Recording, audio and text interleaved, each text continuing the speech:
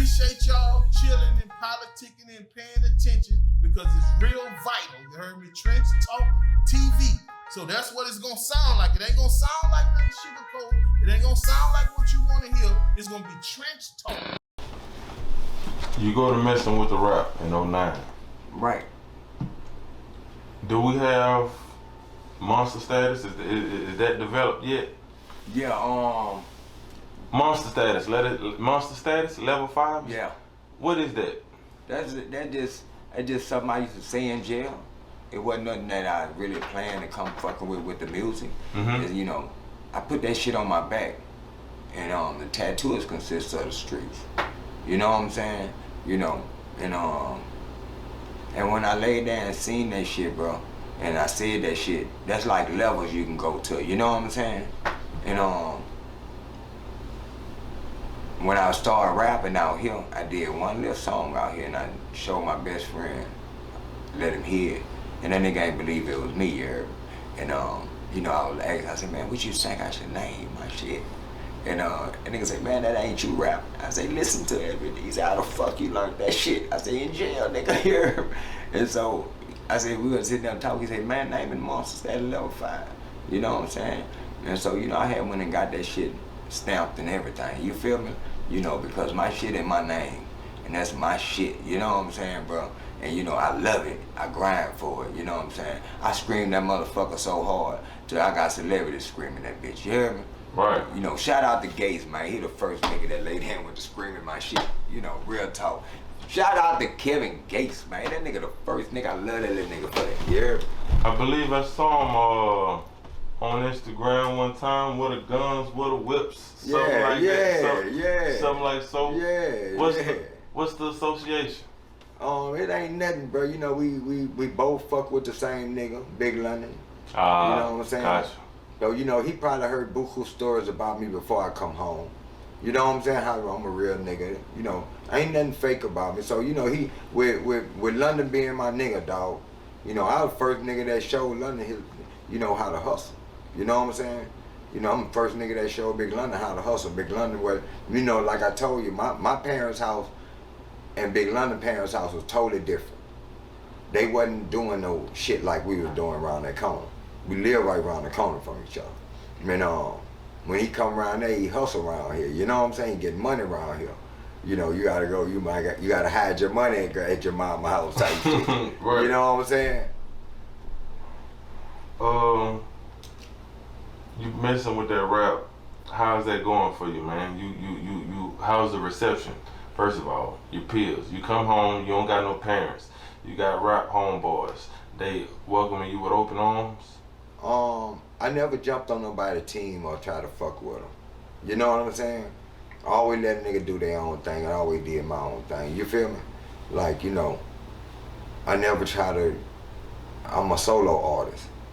I don't try to really fuck with the people with the music. You know what I'm saying? You know, I like doing my solo shit because my life based on real shit. You know, I don't want nobody getting on that motherfucker, disappointing me.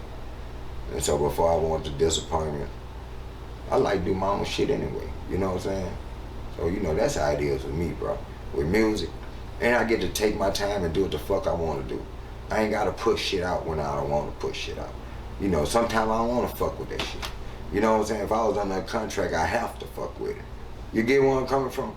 But, you know, I do it out of love, dog. I do it because I found something to do.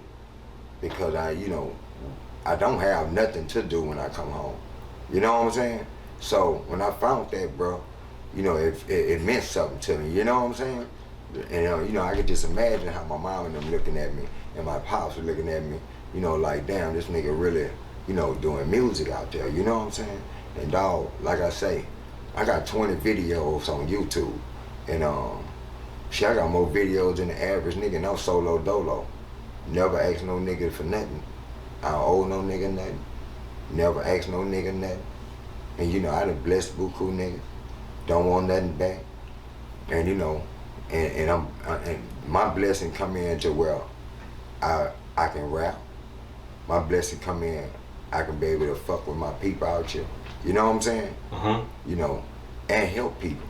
You know what I'm saying? That's my blessing, dog. That's what I like to do. I like to see people smile. You know what I'm saying? And I got a club, level 5 events. You know what I'm saying? Right there on Plank Road. You know what I'm saying? I got that building now. It was all me. Good dope. It was all G.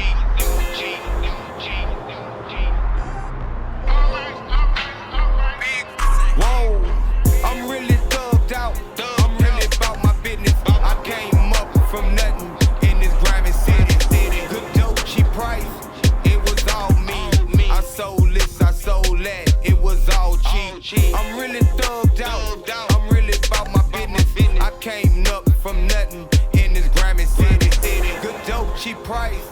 It was all me. I sold this, I sold that. It was all G. Nigga, what you know about that good shit? That dumb shit, that raw shit, that had your body numb, bitch. I get it from my mama. Is it safe to say it was the music that ushered you into wanting the club? Yeah, it was the music. It was the music that had me wanting to fuck with the club, you hear me? Like I say, I had ended up meeting the dude Shane. And you know, he ended up turning me on to the club game, you know what I'm saying? Shit, but I was dealing with the music, going to do a show over there, and, you know, over there at Rags, Club Rags, you know? Right. Everything else just fell in place with that deal, with him, because he had the knowledge to the club game, you feel me? But he just didn't have the knowledge to the making it legal. He thought we can just run it any kind of way, you know? And this was after you had left the female? Yeah. That's after I left her, you heard me? And like I say, we working on the club. I'm on, you know, I'm on my dick, you know what I'm saying?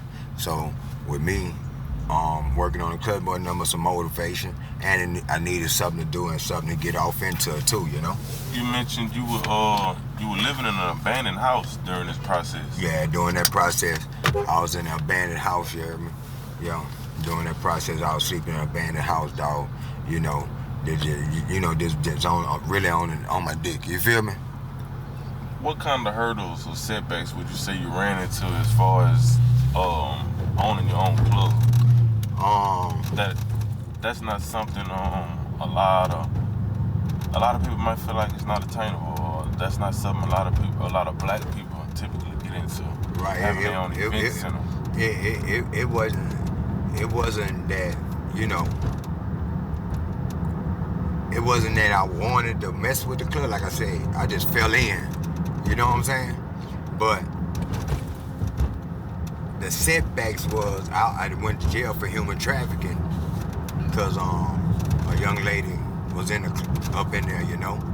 And but I beat the charge and whatnot, you know what I'm saying? Mm-hmm. And that was the biggest setback I had, was doing a year in jail behind that, you know what I'm saying?